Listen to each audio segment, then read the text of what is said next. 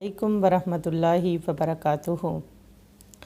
قربانی کرنے پر ہمیں کیا ملے گا؟ قربانی کے نتیجے میں ہمیں کیا اجر و ثواب نصیب ہوگا؟ نبی کریم صلی اللہ علیہ وسلم کا ارشاد ہے، 10 ذی الحجہ کو خون بہانے سے بڑھ کر ابن آدم اللہ تعالیٰ کے ہاں کوئی بہتر عمل نہیں کرتا۔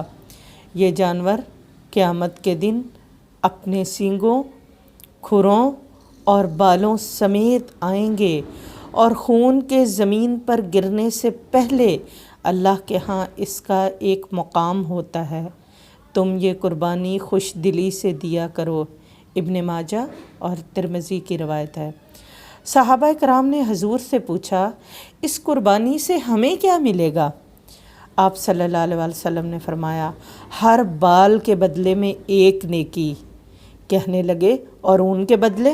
فرمایا، بھیڑ کی اون کے ہر بال کے بدلے میں بھی ایک نیکی ہے۔ اسے احمد، ابن ماجہ اور حاکم نے روایت کیا ہے۔ تو ہمیں قربانی اسی جذبے کے ساتھ اگر ہم کریں گے تو انشاءاللہ ہمیں بھی اس کا یہ